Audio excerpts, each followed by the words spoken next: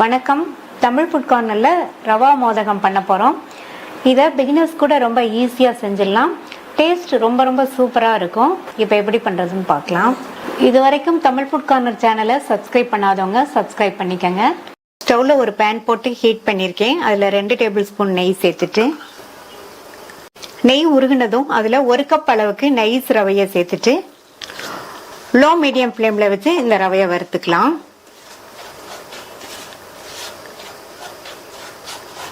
நல்ல நைஸான ரவை எடுத்துக்கோங்க. உங்கள்ட்ட ரவை பெரிய சைஸாக இருந்ததுன்னா மிக்சியில் அதை 4-5 சுற்றி எடுத்துக்கோங்க.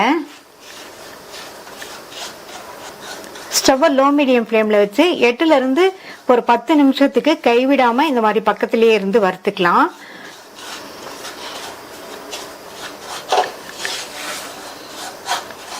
இப்போ 8 நிமிஷமா தொடர்ந்து வறுத்து நல்ல ஒரு வாசனை வந்துட்டு இருக்கு. இதில் 1/4 கப் டெசிகேட்டட் கோகோனட் சேர்த்துட்டு லோ ஃப்ளேமில் வச்சு மறுபடியும் 2 நிமிஷத்துக்கு நல்லா கண்டினியூஸாக வறுத்துக்கங்க.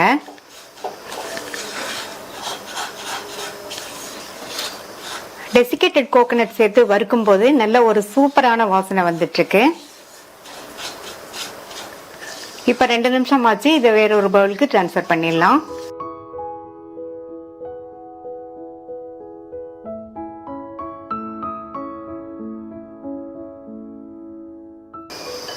பவுலுக்கு ட்ரான்ஸ்ஃபர் பண்ணியாச்சு. இது ஒரே 1 நிமிஷத்துக்கு மட்டும் ஆற விட்டுருங்க. இப்போ 1 நிமிஷம் ஆச்சு. பவுடர் பண்ண சுகர் 3/4 கப். சுகரை பவுடர் பண்ணி 3/4 கப் அளந்துக்கங்க. இது கூட 1/4 டீஸ்பூன் ஏலக்காய் பவுடரும் கொஞ்சமாக 2 பிஞ்ச் உப்பும் சேர்த்துக்கலாம். சேர்த்துட்டு நல்லா ஒன்றா கலந்து விட்டுருங்க.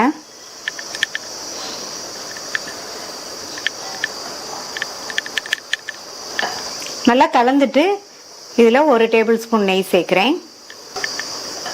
நெய் சேர்த்துட்டு மறுபடியும் நல்லா ஒன்றா மிக்ஸ் பண்ணி விட்டுருங்க.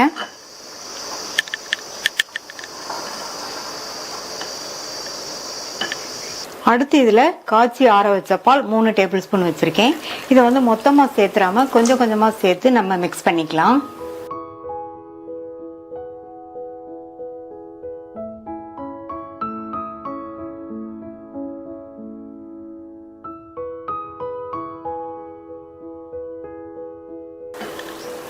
இப்போ நம்ம எடுத்து வச்ச பால்ல இருந்து 2 டேபிள் ஸ்பூன் பால் சேர்த்திருக்கேன்.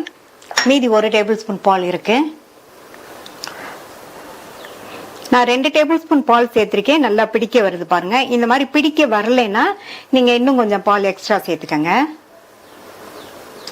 இந்த மோல்டுல லைட்டா நெய் விட்டு கிரீஸ் பண்ணி வச்சிருக்கேன். இப்போ இதை க்ளோஸ் பண்ணிட்டு நம்ம ரெடி பண்ணி வச்ச மாவுல இருந்து எடுத்து கொஞ்சமா சேர்த்துட்டு நல்லா இந்த மாதிரி ஓரங்கள்லாம் நல்லா பிரஸ் பண்ணி விட்டுருங்க.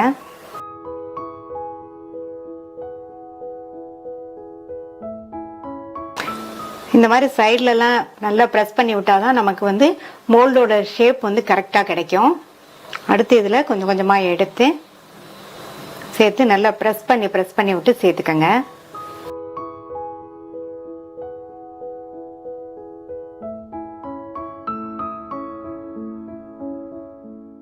இப்போ ஓபன் பண்ணிடலாம்.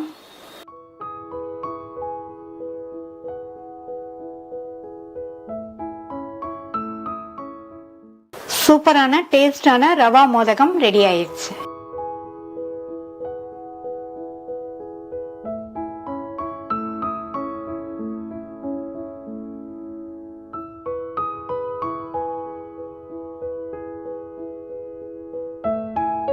இனிப்பு பூரண மோதக கொழுக்கட்டை பண்ண போறோம். இந்த கப்ல 2 கப் இடியாப்ப மாவை எடுத்திருக்கேன். நீங்க இடியாப்ப மாவை எடுத்துக்கங்க, அல்லது கடையில கிடைக்கிற கொழுக்கட்டை மாவும் இதுக்கு நல்லா இருக்கும். மேல் மாவு சுவைக்காக 2 பிஞ்ச் உப்பு சேர்த்து நல்லா இதை கலந்து கொடுத்துடலாம். இப்ப மாவு பசைறதுக்கு தண்ணி நம்ம கொதிக்க வைக்கணும். 1 கப்புக்கு 1/4 கப்பு கணக்குக்கு நம்ம 2 கப்புக்கு 2.5 கப் தண்ணி சேர்த்து கொதிக்க வைக்கிறோம். மாவோட தன்மையை பொறுத்து தண்ணி முன்ன பின்ன எடுக்கும். இது கூட 2 டீஸ்பூன் எண்ணெய், சமையல் எண்ணெய் சேர்த்துட்டு இந்த தண்ணியை நல்லா கொதிக்க விட்டுறணும். தண்ணி நல்லா தளதளன்னு கொதிக்குது. இந்த மாதிரி நல்லா தளதளன்னு கொதிக்க வச்சுக்கணும்.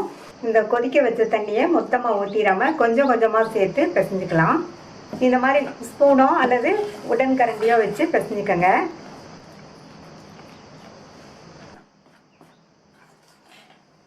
கொஞ்சம் கொஞ்சமாக தண்ணி சேர்த்து பிசைஞ்சாச்சு. மாவு வந்து கரெக்டான பக்குவத்தில் இருக்குது. இந்த மாதிரி இருக்கணும். நம்ம 2.5 கப்பு தண்ணி எடுத்தோம். அதில் 2 கப் செலவாயிருக்கு. 1/2 கப் தண்ணி மீதி இருக்குது. இப்போ மாவு சூடாக இருக்கிறதுனால ஒரு 5 நிமிஷம் மூடி வச்சிடலாம். கை பொறுக்கிற பக்குவம் வந்ததுக்கப்புறமா கை வச்சு பிசைஞ்சுக்கலாம். இப்போ மாவு கை பொறுக்கிற அளவு சூடு இருக்குது. கையில் வந்து லைட்டாக எண்ணெயை தொட்டுட்டு இதை நல்லா எல்லாம் ஒன்று சேர்த்து பிசைஞ்சுக்கலாம். மாவு வந்து இந்த மாதிரி பக்குவத்தில் இருக்கிற மாதிரி நீங்கள் தண்ணி சேர்த்து பிசைஞ்சுக்கணும். இந்த மாவை ஒரு ஈரமான காட்டன் துணியை வச்சு இந்த மாதிரி மூடி வச்சிடலாம். இந்த மாதிரி மூடி வச்சிட்டோம்னா மாவு வந்து காயாமல் இருக்கும்.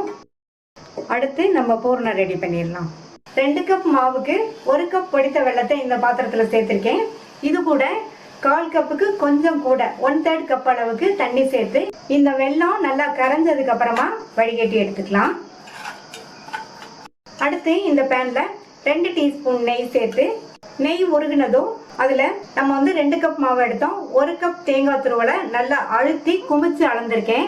இந்த அளவு வந்து கரெக்டாக இருக்கும். இதை இதில் சேர்த்துக்கலாம். சேர்த்துட்டு இந்த தேங்காய் துருவலை ஒரு நிமிஷம் போல் நெய்யிலேயே வதக்கி விட்டுக்கணும். இந்த மாதிரி நெய்யிலேயே வதக்கிறது வந்து இந்த கொழுக்கட்டைக்கு நல்ல ஒரு டேஸ்ட் கொடுக்கும். மிதமான தீயில வச்சு வதக்கிக்கங்க. இப்போ வதக்கியாச்சு. இதில் நம்ம வடிகட்டி வச்ச வெள்ளைக்கரைசலையும் சேர்த்துடலாம். வெள்ளைக்கரைசலை சேர்த்துட்டு நல்லா ரெண்டும் ஒன்றா மிக்ஸ் ஆகிற மாதிரி இந்த மாதிரி கலந்து கொடுக்கணும். தேங்காய் துருவலும் வெல்லமும் நல்லா ஒன்று சேர்ந்து வெந்துடுச்சு. கையில் லைட்டாக தண்ணியை தொட்டுட்டு இந்த மாதிரி தொட்டு பார்த்தோம்னா கையில் கொஞ்சம் கூட ஒட்டாது. இதுதான் வந்து கரெக்டான கன்சிஸ்டன்சி. இதில் வாசனைக்கு 1/2 டீஸ்பூன் ஏலக்காய் பவுடர் சேர்த்துட்டு மறுபடியும் 1 டீஸ்பூன் நெய் சேர்த்துக்கலாம். நல்லா ஒன்றா மிக்ஸ் பண்ணி விட்டுட்டு ஸ்டவ் ஆஃப் பண்ணிடலாம். கொழுக்கட்டைக்கு பூரணம் ரெடி ஆயிடுச்சு. இப்போ ஸ்டஃபிங் வச்சு நம்ம கொழுக்கட்டையை ரெடி பண்ணிடலாம். ரெடியான மாவுலேருந்து இந்த அளவு மாவு எடுத்திருக்கேன். இந்த மோல்டை வச்சு தான் நம்ம இன்னைக்கு கொழுக்கட்டை ரெடி பண்ண போகிறோம். இந்த மோல்டில் எல்லா சைடுமே எண்ணெய் அப்ளை பண்ணிக்கணும். ஒவ்வொரு தடையும் லைட்டாக இந்த மாதிரி எண்ணெய் அப்ளை பண்ணிவிட்டு நம்ம ரெடி பண்ணணும். இப்போ இதை இந்த மாதிரி க்ளோஸ் பண்ணிவிட்டு இந்த பாயிண்ட்டை வந்து கரெக்டாக பிடிச்சிக்கங்க. ரெடி பண்ணி வச்ச மாவுலேருந்து இந்த அளவு மாவு எடுத்து இதை உள்ளே போட்டுட்டு நல்லா எல்லா பக்கமும் நல்லா இந்த மாதிரி அழுத்தி அழுத்தி ஸ்ப்ரெட் பண்ணி விடணும். அப்போ தான் வந்து நம்ம மோல்டோட ஷேப்பெல்லாம் நமக்கு கரெக்டாக கிடைக்கும். நல்லா ஸ்ப்ரெட் பண்ணி விட்டாச்சு. இப்போ நம்ம ரெடி பண்ணி வச்ச பூரணத்தை ஒரு சின்ன ஸ்பூனில் எடுத்து கொஞ்சம் கொஞ்சமாக எடுத்து வச்சிடலாம். நல்லா நிறைய பூரணம் நம்ம வச்சு ஸ்டஃப் பண்ணிட்டோம்னா கொழுக்கட்டை சாப்பிடும்போது நல்லா ஸ்வீட்டாக இருக்கும். இப்போ நல்லா ஸ்டஃப் பண்ணியாச்சு. இது மேலே கொஞ்சமாக மாவு எடுத்து நல்லா இந்த மாதிரி ஒன்று போல் இந்த மாதிரி ப்ரெஸ் பண்ணி விட்டுடலாம்.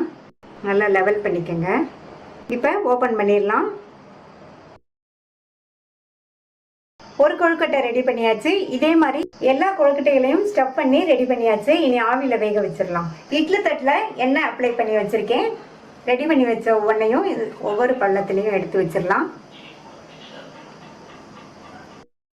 இட்லி பாத்திரத்தில் தண்ணி விட்டு நல்லா கொதிச்சுட்டு இருக்கு. இந்த மாதிரி நல்லா கொதிச்சதுக்கப்புறம் தான் வைக்கணும். வச்சுட்டு மூடி போட்டு ஸ்டவ்வை வந்து மீடியம் ஃப்ளேமில் வச்சுக்கோங்க. 8 நிமிஷம் ஆச்சு. கொழுக்கட்டையெல்லாம் நல்லா வெந்துருச்சு. இதை வெளியில் எடுத்து வச்சு ஆறுனதுக்கப்புறமா வேறு பிளேட்டுக்கு மாற்றி வச்சிடலாம். மீதி உள்ளதே இதே மாதிரி வேக வச்சு எடுத்துக்கலாம். இனிப்பு பூரண மோதக கொழுக்கட்டை ரெடி ஆயிடுச்சு.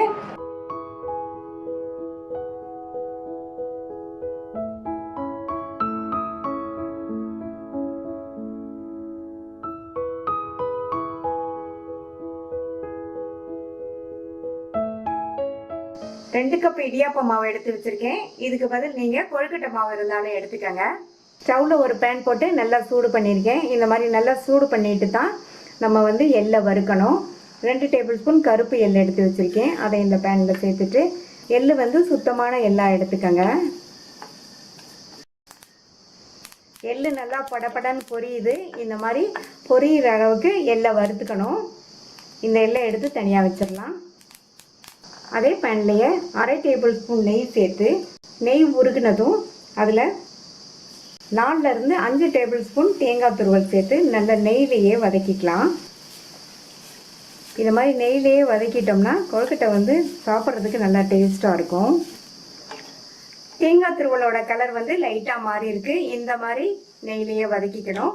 நான் வந்து இன்னைக்கு தேங்காய் துருவல் சேர்த்துருக்கேன். இதுக்கு பதில் நீங்கள் தேங்காவை சின்ன சின்ன துண்டுகளாக கட் பண்ணி நெய்யில் வதக்கி சேர்த்தாலும் அதுவும் டேஸ்ட்டு நல்லாயிருக்கும். இப்போ இந்த தேங்காய் துருவலை தனியாக எடுத்து வச்சுக்கலாம். இந்த கப்பில் 2 கப் மாவு எடுத்திருக்கோம். 1 கப்புக்கு 3/4 கப் வெல்லம் சேர்க்கணும். 2 கப் எடுத்துருக்கிறதுனால இதில் 1.5 கப்பு வெல்லத்தை இதில் சேர்த்துக்கலாம். எந்த கப்பில் மாவு எடுக்கிறோமோ அதே கப்லேயே எல்லாத்தையும் நம்ம அளந்துக்கணும். இப்போ தண்ணி சேர்க்கணும். 1 கப் மாவுக்கு 1.25 கப்பு தண்ணி சேர்க்கணும். நம்ம 2 கப் மாவு எடுத்துருக்கிறதுனால 2.5 கப் தண்ணியே இதில் சேர்த்துக்கலாம். வெல்லம் இந்த தண்ணியில் நல்லா கொதித்து கரைஞ்சி வரட்டும். இப்போ வெல்லம் நல்லா கரைஞ்சிருச்சு. இதை வடிகட்டிக்கலாம். வடிகட்டின வெள்ளக்கரைசலை இந்த பேனில் சேர்த்துக்கலாம். இது கூட வாசனைக்கு 1/2 டீஸ்பூன் ஏலக்காய் பவுடர், 2 பிஞ்ச் உப்பு, 2 டீஸ்பூன் நெய், அடுத்து நெய்யில் வதக்கின அந்த தேங்காய் துருவலை சேர்த்துக்கலாம். வெள்ளக்கரைசல் நல்லா கொதிக்குது. ஸ்டவ்வோட தீயை குறைச்சிட்டு நம்ம எடுத்து வச்ச 2 கப் மாவையும் பரவலாம் இந்த மாதிரி கொஞ்சம் கொஞ்சமாக சேர்த்து கட்டிப்படாமல் கிண்டிக்கணும்.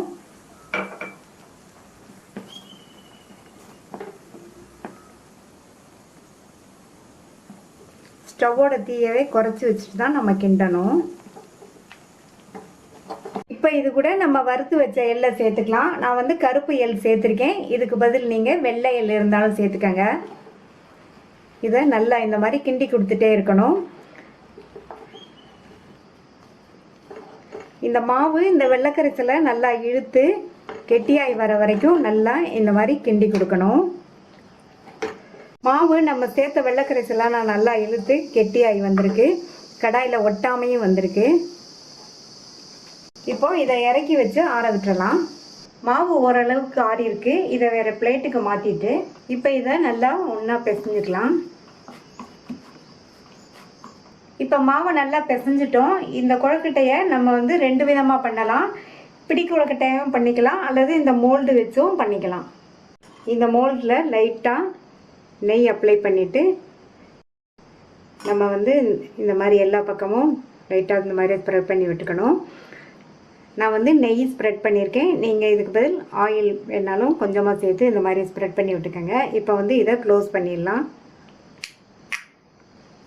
நம்ம ரெடி பண்ணி வச்ச மாவுலேருந்து கொஞ்சமாக எடுத்து ஃபஸ்ட்டு வந்து உள்ளே விட்டுட்டு இந்த மாதிரி எல்லா பக்கமும் இந்த மாவு வந்து நல்லா இந்த மாதிரி ப்ரெஸ் பண்ணி கொடுக்கணும். அடுத்து இன்னும் கொஞ்சம் மாவு சேர்த்துக்கலாம். மறுபடியும் நல்லா ப்ரெஸ் பண்ணி கொடுத்துருங்க. இப்போ ஓப்பன் பண்ணிடலாம்.